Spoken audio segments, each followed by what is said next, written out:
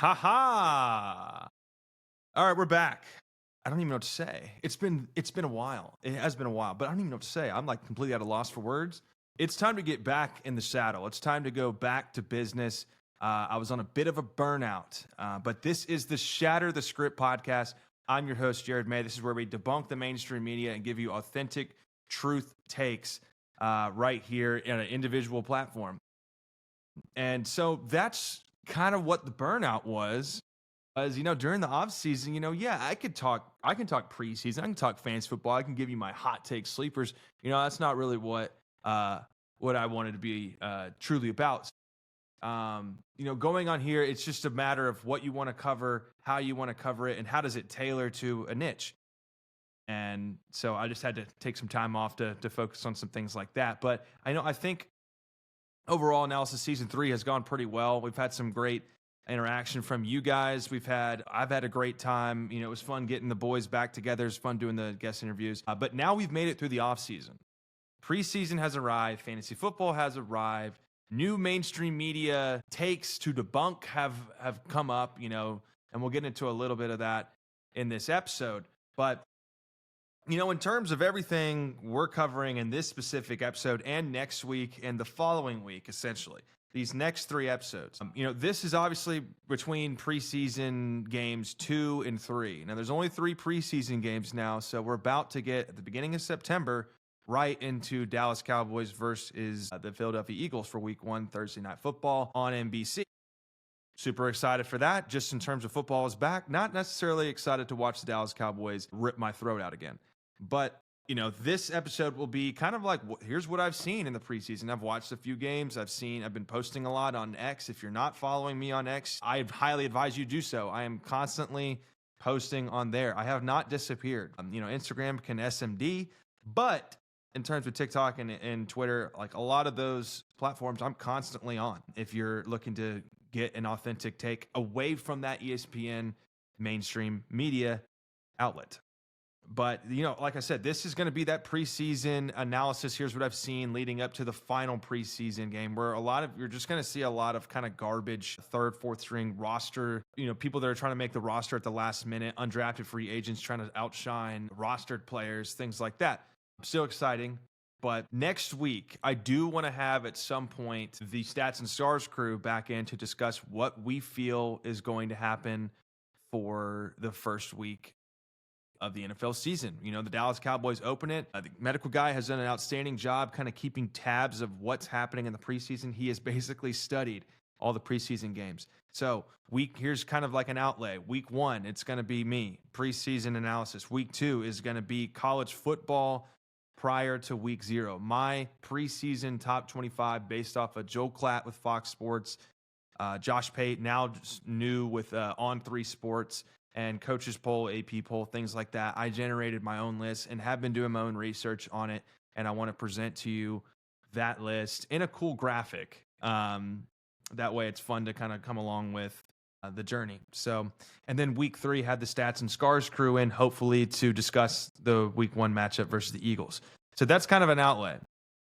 Now in this episode, there's a couple of things that I thought were the most important to reveal and to cover. And, I know the Dallas Cowboys take a lot of the media headlines in any facet of the game.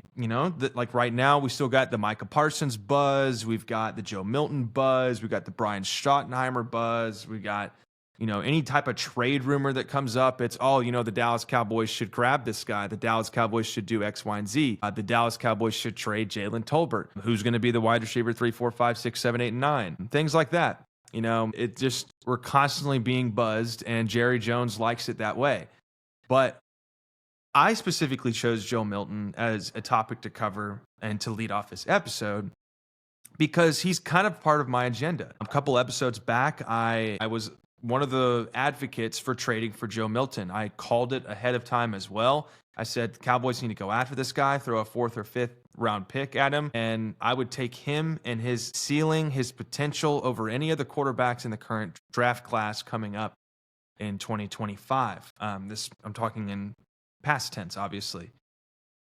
So, we've seen Dylan Gabriel, Quinn Ewers, and all these other quarterbacks coming into the, Cam Ward, obviously number 1 overall pick. Shadur fell to the 5th, had a good outing, but didn't play in the second game as far as I can remember. Tyler Show, all these different guys that I'm just not excited about. Even Cam Ward, he's highlighted in here as a rookie to keep an eye on, obviously, but he's kind of shown some sparks in the preseason, but we're not seeing anything. He's not getting a lot of reps, and he's a first overall pick you expect greatness out of. But Joe Milton seems to be, other than Shadur, kind of the talk of the town because of his struggles. That he's played 2 games so far, and I've been a huge advocate of you just enough with the Will Grier project. If you're unaware, Will Grier he's a year 6 vet. He's never really had he's never had a starting role. He's always been that Dallas Cowboys 3rd, 4th string emergency quarterback, comes into the preseason. He played a game where Dak Prescott called the plays and had kind of a monster like, I'm going to go prove myself so that I can go play for the Bengals or whatever other team he went and played for to earn a contract, because we knew he was getting cut. So I'm tired of the Will Grier project. He doesn't need to see any preseason snaps. The NFL knows what kind of quarterback he is. Joe Milton, on the other hand, we need to figure out what we have as a quarterback 2 or a quarterback 3, whichever he decides, or whichever the head coaching staff determines he should be landed as or rostered as. That's highly important because, as we know, it is almost certainly canon for Dak Prescott to get hurt at least a game or 2, if not, hopefully not more. And can Joe Milton come out, play with the starters, and keep that rocket of an arm in control and within his own self? And so that's what we're all looking to see here. And then that's why you're seeing in these preseason games, you're watching a heavy pass attack versus like what Brian Schottenheimer preached when he was hired. We're going to marry the run with the pass. We're going to go run heavy offense. We're going to draft Tyler Booker in the 1st round. We're going to get these blocking tight end archetypes. We're going to get Phil Maffa in the 5th, Jaden Blue. We're going to be running the ball. Sign 2 running backs. One of these guys is going to prove themselves, whether it be the veterans or the rookies or the Make-A-Wish pick and Douche Vaughn, and see what we can come up with. But that's where this Dallas Cowboys offense wants to be. So, fans are watching this and going, well, why are we passing? Are the coaches? Dude, it's preseason. It is developmental. It is evaluational. It is all those sorts of things that aren't actual gameplay. It's playing specific coverages that they might need to work on the defensive side of the ball. It's rotating defensive linemen. It is all of the above, and sharing snap score. Told you I'm a bit rusty. So with Joe Milton coming into the fold here and playing basically the entire preseason game, he left a little bit early of that first preseason game with an elbow injury that was minor, came back and played that second game. He's due to start the 3rd game as well. He's 17 of 29 for 143 yards, a touchdown and a pick. 5 carries on 22 rushing yards. The beginning of the game was pretty astronomically bad. Very inaccurate and inefficient with his timing, with his progressions. Through kind of like what we've gathered from Brian Schottenheimer on his evaluation, then I'll kind of play that into my evaluation, is that he's kind of been this terrific talent, but we can't hone that in to, let's say, somebody that is effective with his progressions and that doesn't over rely on big plays instead of, hitting the check down. And I'm going to say a name here, 2 names here that may shock the world. And I'm not comparing what I'm doing. I'm not comparing the player. I'm comparing the situation and the arm talent. We've seen 2 elite arm talents come into the NFL, and obviously they were plug and play right now, this instant, because of where they were drafted at. And of course, they had a lot more history in collegiate ball than Joe Milton, but the 2 quarterbacks happen to be, the number 1 and number 2 best quarterbacks in the current NFL today, Patrick Mahomes and Josh Allen. So Patrick Mahomes in his early career was absolutely phenomenal. Big play, deep ball potential, rocket of an arm, one of the best arm talents we have seen in the history of the NFL. But, he had Tyreek Hill and these deep threat abilities to Travis Kelce in his prime. And that's a great thing. I'm not even knocking it. What I'm saying is he had the luxury of going to those plays, going to those deep threats because of his arm. but then he lost those pieces and he had to take a step back and learn, when should I take a check down? How should I take a check down? And when can I be selectively aggressive to pass to the second or third level? And Josh Allen is more on the other side of, he had this crazy talent, but the developmental aspects of his game weren't really sharpened until about year 3, is when we really started to see peak Josh Allen. And we've seen his throwing motion alter over time. He used to be kind of down towards his hip. Now he's more towards his ear, not necessarily 3/4, but just kind of quick to the point and had that controlled zip on it and that flick of the thumb. His decision-making has gotten a lot better. Brian Daboll played a huge role in that developmental process, but he was wild. He was highly inaccurate. The touchdown interception ratio was kind of eye-opening. It was this guy a bust? Is this guy, we can see the talent, but we haven't seen it all put together yet until year 3 when it was put together. Joe Milton is currently in year 2. So, and he's only played 1 season as a starting quarterback in collegiate football. So being in this system with a new coach, Brian Schottenheimer, and that's something to also consider, is that it is a new system. It's something to keep an eye on and to be patient with. And, I think Dallas really wants to see what he's got, see what he's capable of in this preseason. And I am in 100% agreement of that decision. But from what it's looking like, even after this 3rd game, I would go out and get a veteran. I would go get a veteran and I would keep, in my opinion, if it were me, I'm keeping Milton as a number 2 on the roster, but have them constantly be competing and chatting in practice to make sure that those developmental traits are on track. They're on pace towards being game ready, especially if Dak is out a game or two and not like, I don't know, 6 weeks or 4 weeks, then I would play Joe Milton. Just see what he's got and put him in a real life game scenario.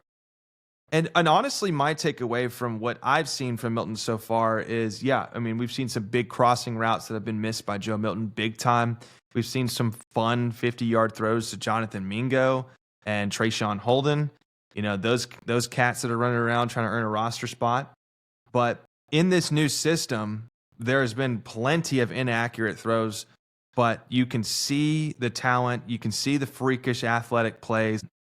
And I think it's developing. It's worth taking a shot on. It's nice to me that Dallas was aggressive on a high risk scenario like Joe Milton and really not have to pay all that much. It's kind of like, when I'm going to get into it later in this episode, but it's kind of like John Metchi going to the Eagles.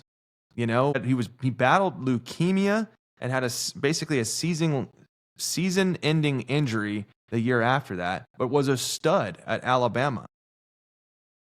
And so we really haven't gotten to see any of John Metchi on the Texans because, they just keep drafting and signing receivers until the wheels fall off. And there's about 10 rostered on there that are projected to be pretty dang good NFL receivers or were great prospects coming out of the draft. Jaden Higgins, Xavier Hutchinson, things like that. I'll get into that in a little bit. But if it were me, I'm continuing this developmental phase with Joe Milton. And I think it shouldn't be oh my God, we got to freak out. We're not going to have a quarterback number 2. There's a quarterback out there on free agents right now that can come in and be the number 2 quarterback or number 3 quarterback just to kind of reassure you panicking Cowboys fans. Sure. It's not a problem. You could keep Will Grier on the roster and I'm sure everything's going to be okay. If Dak was out, regardless, this team's fried. If Joe Burrow goes out, even Jake Browning comes in ranked as a number 2 backup quarterback in the league, they're fried. It's a backup quarterback. We saw Cooper Rush all last year and he's one of the polished backups in the league. And same thing. Can't win enough games to go to the playoffs. It's just how a backup quarterback is. And, I'm sorry to all you backup quarterbacks out there, but that's just the reality of things, just kind of playing within yourself. But all really that's needed with Joe Milton is we need a good coach that is, I want to say the word intimate, I feel like that's gay, but just is close in the rooms and in the film room and in the mechanics stage with Joe Milton, refining his accuracy and decision making, making it a controlled chaos. And, I still believe that Joe Milton's going to be one of those projects that you just got to continue to work at. And by year 4, him being only in year 2 currently, by year 4, entering 5, he could be on a base contract, like it could be a 2-year minimum contract. He could be that next piece to the puzzle for the Dallas Cowboys, where they're, instead of having to draft for the future with another quarterback that's a prospect in an upcoming 2026 or 27 NFL draft, you can focus on other pieces that are desperately needed on the roster, such as maybe hitting on a defensive lineman for once in your life, or maybe strengthening the cornerback room since Diggs and Ravel and other these guys are just, their knees are just gone to bits. Or maybe drafting a wide receiver 3, things like that. But we'll see what they decide to do. But and Cowboys, they're getting a lot of buzz. Because people don't know what to expect from them every year. It's just the talk of the town. They get the media buzz. Jerry gets what he wants. But this is my sort of agenda, so that's mainly why I wanted to cover it. So we've seen some flashes of cool. We've seen some glimpses of terrible.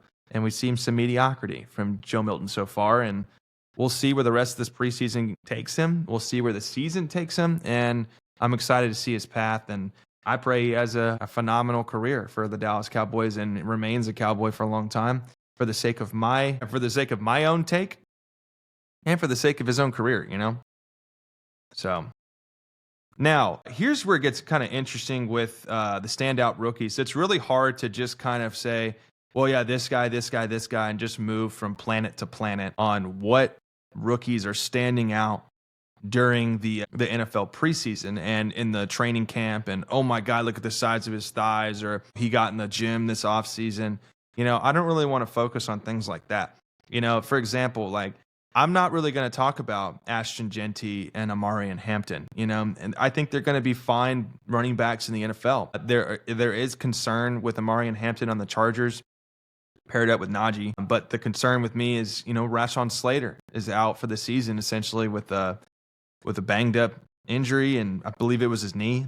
And correct me if I'm wrong, but I think he is dynamic out of the backfield, in the passing attack. I think he's a physical downhill running back, and it's what the Chargers and Jim Harbaugh just absolutely collaboratively thrive on. And it will be instrumental for Justin Herbert to have that in his arsenal.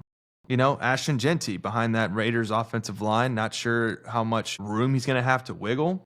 But in terms of talent and as a back, there's not much to say there. The dude ran for 2,600 yards at Boise State. He's with Chip Kelly and Pete Carroll. Chip Kelly has a pretty decent history, at least with running backs from what I can remember.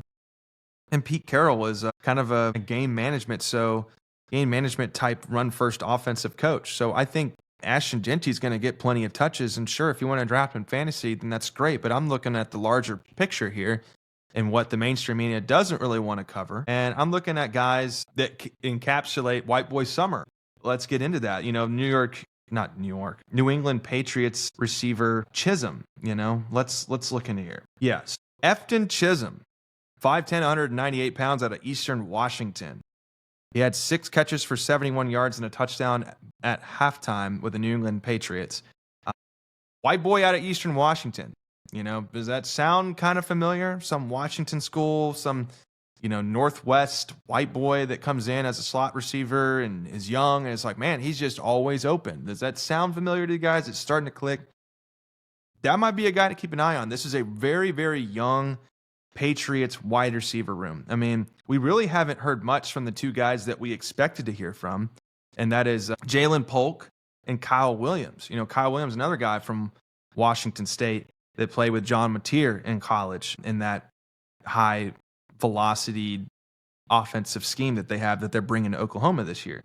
That's something to keep an eye on. There's a lot of shuffling. He's not going to be we should draft him in round 15 in a 12-man type guy. But he's somebody to keep on your watch list because it may not be week 6, it may not be week 3, it may not be week 10, but he could be one of those guys where if guys on the roster go down, he comes in and all of a sudden he's your Julian Edelman, Wes Welker, Cooper Kupp type receiver that is a steal of the draft in year 2. And I've got others in here that have gotten Puka Nacua comparisons, but we're kind of categorizing it by position, so we'll stay within that realm. But this guy out of Detroit is really starting to open up some eyeballs. 6'4", 214, Isaac Tesla. Now, Isaac Tesla scored again this past Saturday with the Detroit Lions. Now, he's in a receiver room where, obviously it's Amon-Ra and Jameson Williams. And Jameson Williams is finally not injured and finally not suspended. Great. Congratulations. You've done what you're supposed to do. But that wide receiver 3 spot is still kind of up in the air. Tim Patrick, a former Denver Bronco, who's just back-to-back basically ACL injuries in the past. Like, how is that going to shape up roster-wise? But Isaac Tesla, if he continues to impress in the preseason, this is a guy that you could see thrown into the wide receiver 3 position, kind of like who is that guy on the Colts out of Cincinnati? The wide receiver out of Cincinnati that was a rookie last year that was just kind of this deep threat capability type player. But if you have an efficient quarterback, you could see a lot more target share towards his way. And, you see him on the outside of the numbers, catching red zone targets and jump balls. It could be a good standard fantasy option. But, just in terms of talent, not in terms of fantasy, I think Isaac Tesla out of Arkansas could be a really fun guy to watch, a really intriguing talent to creep up on as this season and the next season unshape, or how it unravels. And Lou Big Suey for Isaac Tesla. But, he's looked really impressive in the red zone and on jump balls for the Detroit Lions so far. But, and then there's 2 cats on the Chicago Bears. Like, the Chicago Bears put up 38 points in their, week 2 preseason game. Caleb Williams looked phenomenally sharp. Ben Johnson seems to be getting in the hang of things as the head coach. Nothing is set in stone yet, and it's going to be a very difficult division. But Luther Burden out of Missouri and Ja'Day Walker out of Texas A&M is an undrafted guy that has come in, and he started to catch, I believe, I'm going to reference my notes here, but undrafted, 3 catches for 41 yards and a touchdown, climbing the depth chart. This is a guy that nobody even really thought of or heard of, but of course Luther Burden is going to be the guy that everyone's putting eyeballs on, along with Rome Odunze in his second year. But outside of DJ Moore, everything's kind of fluctuating. We didn't see much from Odunze in year 1. What are we going to see from year 2? We're not sure. Luther Burden had a large amount of questions coming into the draft in terms of legal troubles and off the field issues, and just in terms of pure talent. But Ja'Day Walker played for the Texas A&M Aggies with a lot of quarterback shuffling, so maybe his draft stock was corrupted due to something like that. But he's making a name for himself. My bet is he makes the roster, but in terms of instant opportunities and red zone targets, this is one of those guys that I think you're going to see. It's like, man, you're seeing glimpses of some really explosive plays and not much more, but it's, he's 6'3", 206 pounds. Is a big framed receiver. It could be a sleeper guy to keep an eye on. So we'll keep an eye on that with Ben Johnson's offense. You never know what players are going to be having pivotal roles in this offense. And, my personal favorite on the running back side of things in terms of rookies that have been standing out, and I know he was, early round pick for a running back in the draft and one of the highest rated guys, Quinshon Judkins and Tre'Davion Henderson out of Ohio State have been phenomenal prospects coming out of college. But since Tre'Davion Henderson has entered NFL preseason games with the Patriots, he's scored. He opened up the preseason with a kickoff return touchdown, which rarely ever happens in NFL, so explosive play. Then he scored in the second preseason game, another explosive play. He's getting touches with the starters. His competition is pretty weak. Ramondre Stevenson has kind of fallen off a cliff. I believe he's the guy with fumble issues. Another guy with fumble issues on that roster that's listed as the running back 3 is Antonio Gibson. He's had fumble issues. He's kind of been off the cliff a lot like Miles Sanders, used to be kind of pretty decent, but, now he's finding himself in a running back 2-3 veteran role. So Tre'Davion Henderson, I think it might be the real deal. And that's one of those guys that, like, obviously people are chirping about and he's getting a lot of buzz, and rightfully so.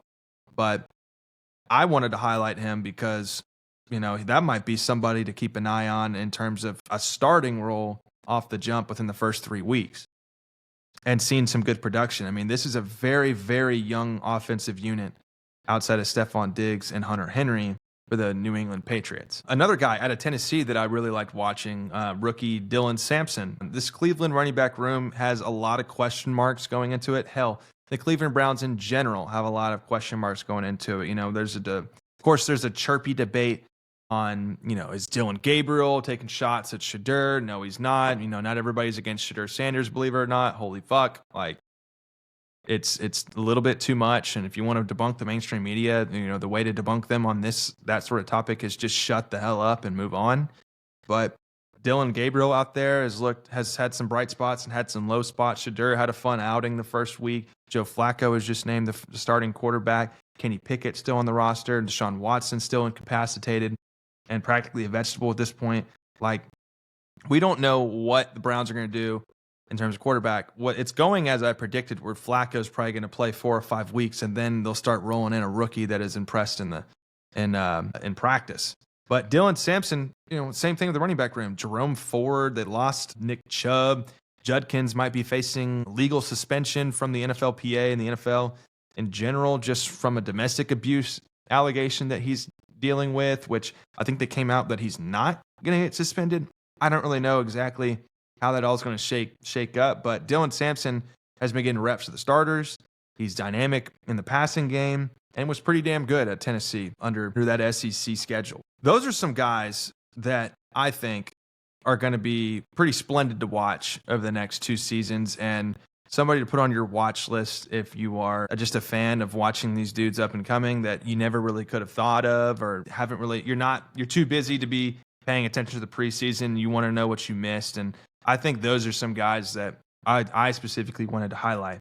And, the last guy that I thought was very interesting that people are hyping up tremendously out of Washington is the running back Ja'Cory Krosky-Merritt. I'll just call him JCM. He's technically out of Arizona. He had eligibility issues his final season. He played 1 game, and then he missed the rest of the season. But before that, he played, I believe it was like 4 seasons with somebody else. I think it was New Mexico. 4 seasons with New Mexico, a 5th season with Arizona or something, and then like another season with Arizona where he played 1 game. So he's kind of an elderly running back. If you look at he's 24 years old, entering his rookie season. He's questionable with a shoulder injury. But, this is the guy that people were kind of chirping. And now, I'm getting into it here in a second. Brian Robinson's being rumored to be traded away, and he's going to be inactive in this 3rd preseason game, basically as a precaution so that whoever's trading him basically tells us everything we need to know that he will be traded. And to which team that is, we'll get into it here in a little bit. But Ja'Cory Krosky-Merritt, JCM, out of Arizona, allegedly, could be the guy to complement Austin Eckler and Jaden Daniels in the running game. And if you're leading that backfield with Eckler, then we need to have a conversation of stupidity with the Washington Commanders, because that is it's not smart to be starting a 31-year-old running back who hasn't had the production necessary over the past 3-4 seasons. So that'll be interesting to watch. And, of course, on here, who I'm very excited for in the tight end position, other than Brock Wright, is Tyler Warren with the Colts. This is a guy every season, I think for the last 3, there's been a rookie tight end that has just exploded off the jump. It was Brock Bowers last year, but the year before that, it was Sam Laporta. The year before that, I can't remember who it was, but there was somebody obvious. This season, it could be Tyler Warren with the Colts. The downside is there's a very unstable quarterback situation between Anthony Richardson and Daniel Jones. Now, that is a nightmare from hell, which I would not want to deal with. So that limits his impact, in my opinion. But, we'll see. So, on to this 3rd segment here for the Shatter the Script episode of Season 3, right before the NFL season, blah, blah, blah, blah. John Metchi was traded to the Eagles. And these last 2 segments are going to be pretty quick, but I thought they were important because John Metchi, as I mentioned earlier, is a survivor of leukemia. He had a season-ending injury or just missed a demonstrative amount of time at the Texans. And so we haven't really gotten to see his contribution to the NFL since he arrived. And we know for a fact that at Alabama, he was an absolute stud. So reuniting with guys like Devonta Smith and Jalen Hurts and being in that Eagles system with, God, I'm just blanking on his name. Oh, Nick Sirianni. Being put in that system that has really worked over the past 3 years. Now, I think it's a great chance to revamp his career and to get touches and to get noticed and to be on a roster which was lacking a wide receiver 3. I think it was Jahan Dotson last year that they traded from the Redskins. I don't think he's going to pan out. I had an inside source to tell me he was terrible. But John Metchi, people are like, why wouldn't these other teams trade for him? Or why? That's so stupid that like you suggest like the Dallas Cowboys should trade for Metchi when he hasn't done anything and he has produced far less than Mingo. How dare you criticize the 4th round pick that we traded away for Jonathan Mingo on the Carolina Panthers to join the Dallas Cowboys because he has far more production and et cetera, et cetera. I'm like, yeah, well, Jonathan Mingo didn't battle leukemia. So there's that. And he also didn't have a season-ending injury. But out of college, Metchi was far greater prospect than Mingo. And Mingo has all the physical tangibles to be an amazing guy. But I think you're comparing apples to oranges here. I think that the second-round pick, Metchi, from 2022, will actually have a burst of energy with the Eagles. And somebody posed a good question, why do teams continue to help the Philadelphia Eagles? Well, I think the correct way, that is a great question. It is a great question. Why do other NFL organizations continue to make deals to make the Eagles better? I think the correct answer, the correct question we should be asking is what can other general managers do to make their team consistently better? Whenever you hear other GMs say we're actively looking 365 days a year to make this roster better than it already is, a lot of them are full of shit. Howie Roseman has been one of the few in the league that has constantly pursued greatness on the roster and has tried to assemble what he believes to be potential talent or already great talent to pair with the current squad that he has on there and fit it within the budget of the salary cap that increases every single year. So this was a phenomenal trade by the Philadelphia Eagles. And, nobody should be bashing that. The compensation has not been released, per the NFL and Tom Pelissero, but I'm sure it wasn't that much. I mean, it's a guy that is in year 3. We haven't seen much of him. He battled leukemia, obviously, and I don't think it's going to be some, we got a 3rd round pick from this guy. Like, it's probably a 4th rounder, and that's perfectly fine with me if I'm a GM. But how he's going to be able to pair with A.J. Brown and Devonta Smith, and, sometimes A.J. Brown goes down with a hamstring injury. Sometimes Devonta Smith has a concussion. And that's an opportunity for a high-speed, athletic, route-running guy like Metchi to come in and provide a spark. Jalen Hurts didn't eclipse 3,000 passing yards this previous season, so I wouldn't expect him to light up the scoreboard with receiving yards. I mean, he's probably going to have like close to 500 this upcoming season with, if Metchi gets enough opportunities.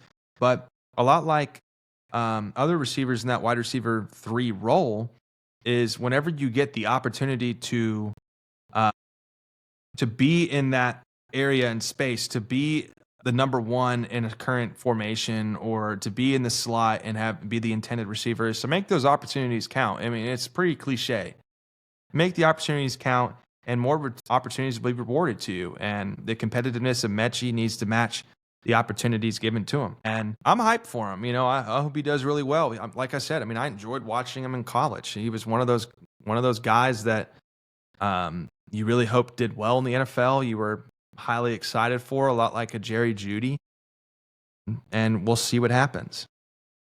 And then in the last one, this is kind of related to it in terms of trades, is, the trade rumors of Brian Robinson Jr. He was a 3rd round pick in the same draft class as John Metchi. He's rushed for over 1,500 yards and 7 touchdowns over the past 2 seasons with the Commanders, which is a poverty franchise. They were only good this past season. Before that, they were not a good squad. Jaden Daniels has come in and really revamped their mobility on offense. He's added another element to the run game, leading JCM coming in out of Arizona and Austin Eckler and all these other guys. Like, I don't know if that's the running back room I would preferably want to lead with. I really don't see the vision in getting rid of Brian Robinson Jr. But in terms of like team fit across the league, there's like 3 that kind of instantly poke out to me as, incorporating a power running back to your scheme that can get you 4 to 7 yards, per carry, especially when you have momentum. It gets closer to that 7-yard per carry range. He's a red zone efficient running back. He can catch a little bit out of the backfield, but somebody that can complement a speedster, essentially. I think the Cincinnati Bengals would be a fun spot for Brian Robinson Jr. It's opposite of the NFC. It's into the AFC. The Cincinnati Bengals, yes, they do have Chase Brown, but Chase Brown is kind of your scat back, backfield receiving back on the roster. And P. Ryan is basically, Samaje P. Ryan is essentially the same exact player archetype as Chase Brown. So you might need somebody in there that, especially after getting rid of Zach Moss, who really didn't pan out like a lot of fantasy managers and truthers hoped that he would. I'm sure there's still some idiots that swear by him, but incorporating Brian Robinson into that and having a power back and a downhill back committed with Chase Brown I think it's a phenomenal idea. I think that'll help Joe Burrow control the game, keep his defense off the field, and things like that. All the things that you would want from an offense in terms of game management. Alternatively, the Miami Dolphins, they're purely speed. I mean, A-Chain is a $180, at best, or he's $190 or something like that in terms of weight. He's already dealing with a calf injury. And of course, everyone's always dealing with some type of injury before the season that is relevant to the NFL, so you never know. A lot of times it's just rest, but he has the potential to get banged up. The only thing that concerns me is, Ollie Gordon out of Oklahoma State. He was primed to be one of the best running backs coming out of the class, but Oklahoma State itself was horrible last year. And so I think the team is more of a reflection of his downgraded potential than Ollie Gordon's individual downgrade. I think Ollie Gordon has been phenomenal this preseason. I think he's the power back and the potential running back too. However, Jalen Wright's also on that roster, but he's a lot like A-Chain in terms of speed and one-cut backs and high agility. But if you incorporated a cemented power back like Brian Robinson into this offense, I think it paired well with Devon A-Chain and Ollie Gordon and Jalen Wright, and that way you have a lot more flexibility to say, well, we have Brian Robinson and A-Chain as the 1-2 punch.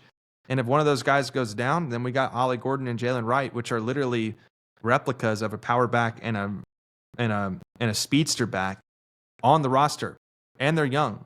And if Brian Robinson doesn't pan out, then we don't have to pay him his contract, and we'll roll with Ollie Gordon. So I think that is another powerful move in the NFL. And I'm sure there's others that I'm not thinking of, but that's okay.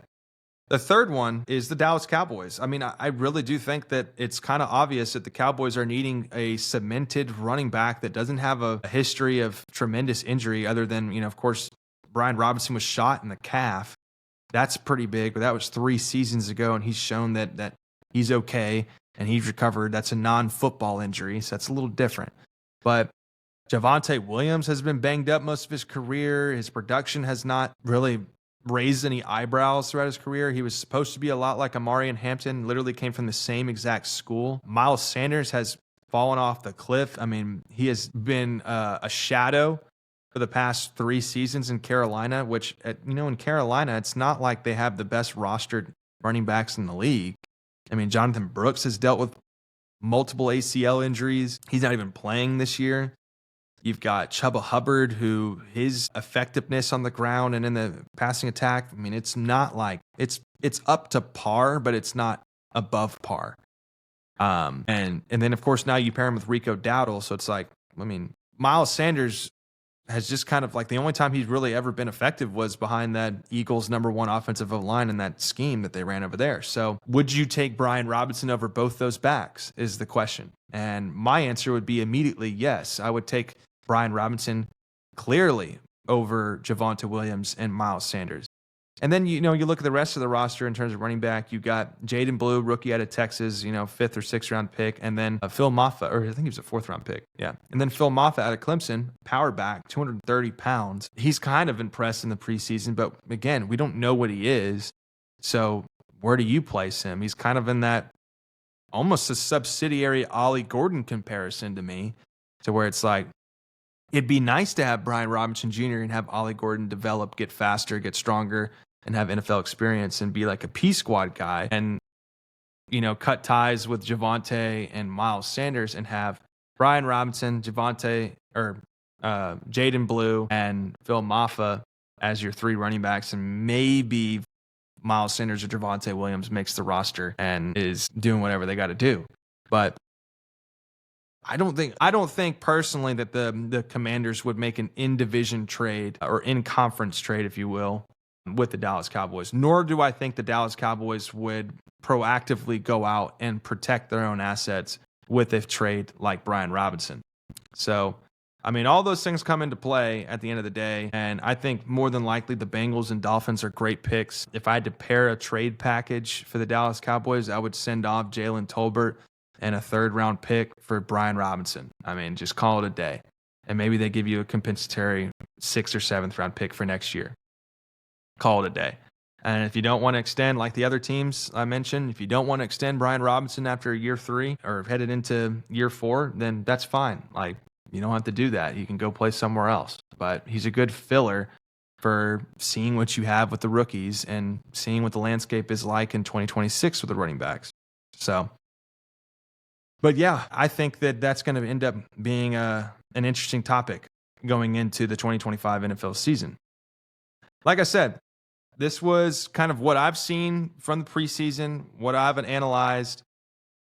Next week's episode, I really want to dive into college football. I really want to dive into the starting quarterbacks that are being announced. It's starting to be kind of on a, Oklahoma did there, I think. Yeah, Oklahoma's a John Mateer. Ohio State's who I'm thinking of. Ohio State did theirs today. Jose Aguilar was announced, Tennessee's. Ty Simpson was announced, Alabama. I want to go in there and talk about my top 25 preseason consensus rankings, why I think go to select teams and discuss the pros and cons of those rankings, and just talk about the upcoming season for college football, because, it is kind of hard to keep track of, but it is the most exciting sport, in my opinion, and I know my audience really enjoys the college football atmosphere. So that'll happen next week, and then maybe in 2 weeks, we'll have the Stats and Scars crew discuss Dallas Cowboys outlook before week 1 when we head into Philadelphia. But yeah, this is, or I should say, this has been a fun episode to me. I think I pat myself on the back, but I think I made some pretty good points. But it'd be interesting to see how everything shakes up in the next 2-3 weeks before the start of the season. Fantasy teams will be drafted. We'll get into, the real deal, where it's like 8 to 12 months of just like super exciting college football and NFL analysis. And it's the time of year to be listening to this podcast, to kind of break away from the ESPNs, the NBCs, the CBSs, NFL networks, and all those sorts of things. And you don't have to pay a premium to listen to me. And I get all the same information that those mainstream outlets do, except I know what to do with it when I receive it. So if you're not following me on X, you should follow STS_pod. You'll find a lot of commentary on there, a lot of analysis. And if you're not following on TikTok, you can search Shatter the Script on TikTok. We pop up as there as well. So this episode will be released on all platforms for the future reference, Apple Podcasts, Spotify, and YouTube. So you'll be able to watch on Spotify and YouTube and listen on Apple Podcasts, per usual. So clips will be rolling out weekly. Appreciate you guys tuning in. I'm excited for the season. I'm sure you guys are too. Good luck in your fantasy drafts. I'm sure a lot of you guys are you're paying your dues right now. So good luck in your leagues. If you're in a league with me, then, see ya. I'll see you in the playoffs like I am in every year. Kidding. And you guys have a safe rest of your week and stay cool if you live in Texas, because it's hot as hell. All right. I will see you boys later. Appreciate you guys tuning in, and we'll catch y'all next week.